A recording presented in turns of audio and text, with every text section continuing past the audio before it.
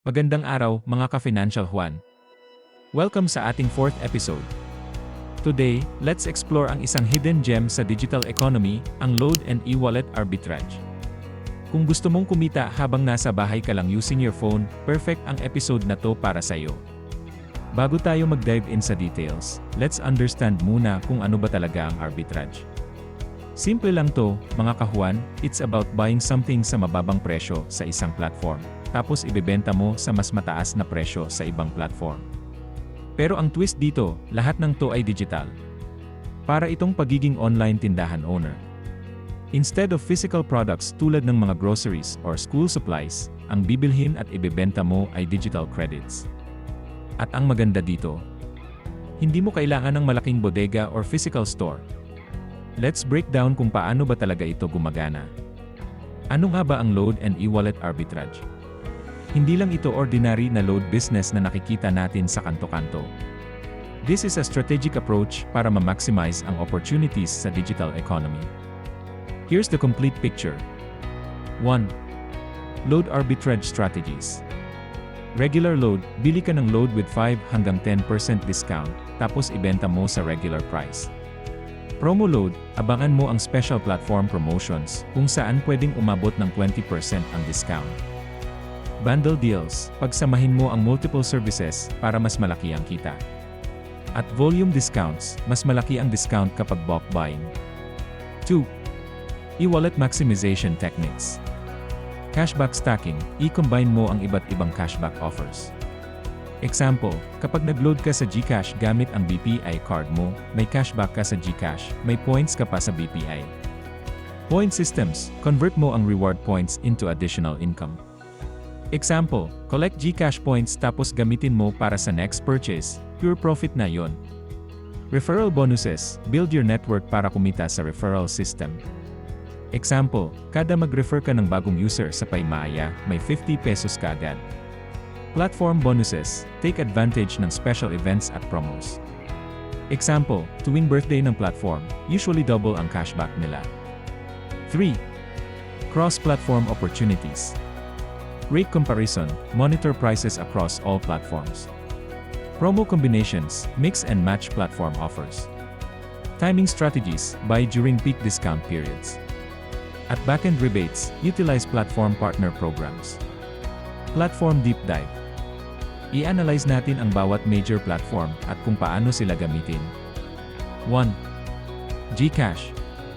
Best features. Load transactions, may instant 5% cashback. G-Score rewards, mas mataas na limits kapag maganda ang score mo. G-Save integration, pwede mong i-park ang profit mo with interest. At monthly promos, may surprise cashback deals every month. Para mag-maximize ito, always check your G-Score. Monitor daily cashback rates. Keep funds sa GSave para may extra income. At use GCash MasterCard for additional points. 2. Paymaya or Maya. Best features. Gaming credits, usually may 10% cashback. Maaya credit, pwedeng instant funding source. Weekend boosters, up to 20% cashback. At bills payment system, additional points for every transaction. Maximization tips. Focus on weekend loading. Always upgrade your account level. Join their Facebook community for updates. At set up Maya savings for extra income. 3. ShopeePay. Best for e-commerce integration. Unique features, coins cashback system. Special promos, payday sale specials. At partner benefits, shopping voucher combinations. Advanced strategies. Para sa mga serious na gustong kumita, here are your advanced techniques. 1. Timing optimization. Umaga, 4 hanggang 6 AM.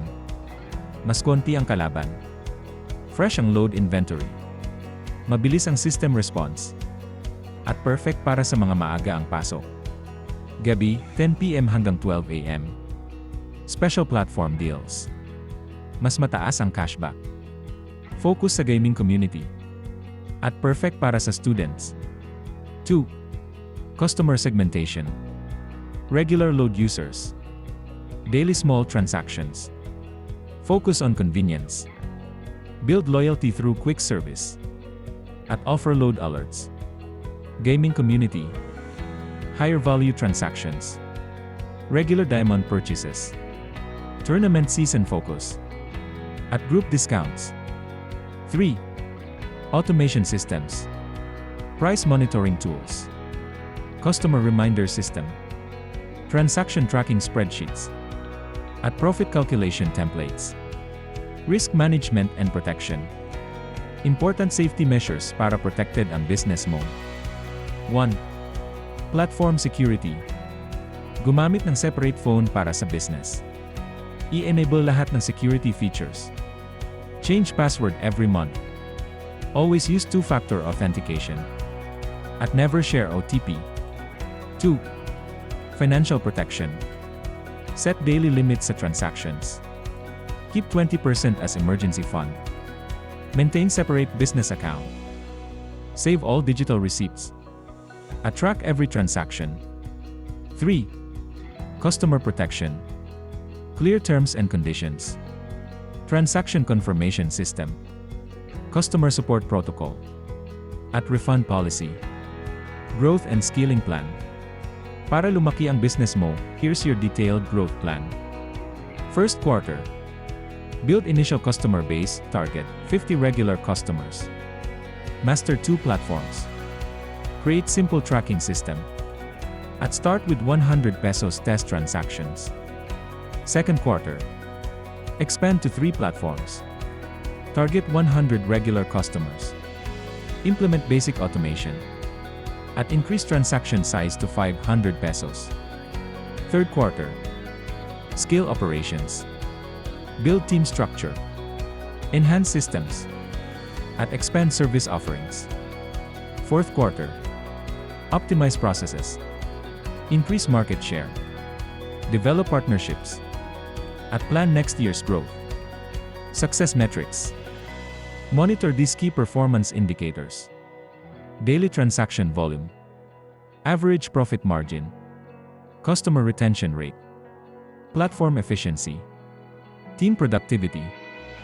System reliability. Success stories. Mga ka-Financial Juan, let me share with you ang inspiring story ni Ray Buenaventura from Lipa, Batangas. Dating tricycle driver si Ray, pero dahil sa pandemic, kailangan niyang mag-adapt at humanap ng bagong source of income. Starting point ni Ray. 10,000 pesos na ipon from his tricycle earnings. One platform lang, GCash. 5 regular customers, mostly kapwa tricycle drivers. Manual operations using his old Android phone. And he had zero knowledge about digital platforms. First month journey. Nag-start siya sa small load transactions. Natuto through YouTube tutorials. Focused on fellow tricycle drivers. Built trust sa komunidad. Earned 3,000 pesos. Growth strategy niya. Created Viber and Facebook groups for his local community. Made a simple price list using Facebook photos. Built a load request system through Messenger. Started monitoring platform promos daily. And kept detailed records sa notebook. By third month. Expanded to 3 platforms, GCash, Maya, ShopeePay. Built customer base to 30 regulars. Created simple promo alert system sa Viber. Reinvested profits to increase capital. Added gaming load services. Major breakthrough. Discovered gaming community sa area. Focused on Mobile Legends Diamonds. Built partnerships with computer shops. Created special packages for gaming teams. And started offering tournament load packages. Current status, after 6 months.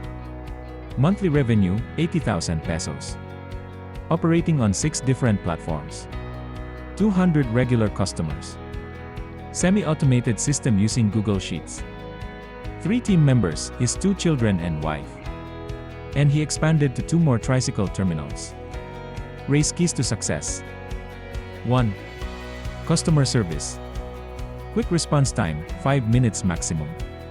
Personally messages customers during birthdays. Sends load promos updates daily.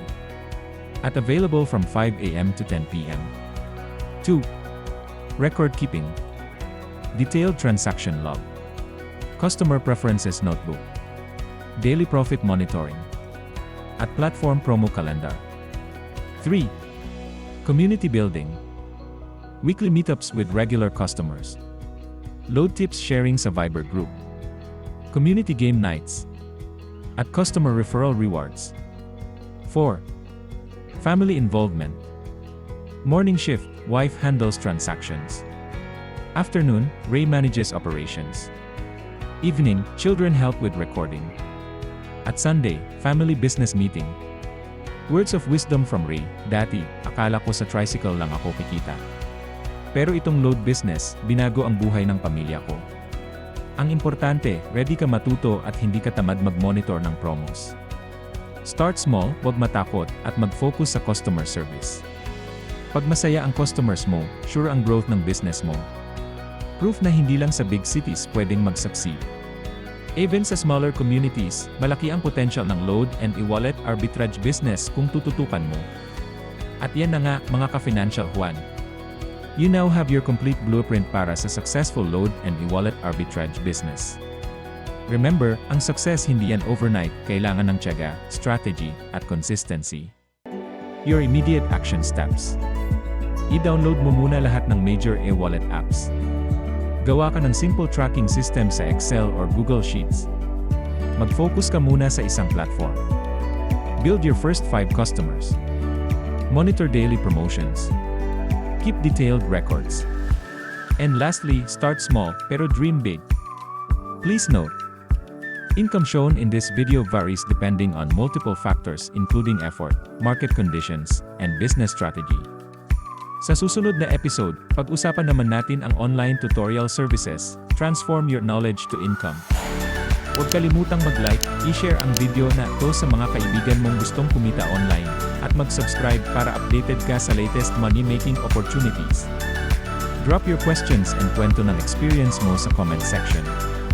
Remember, ang journey mo to financial freedom starts with that first step.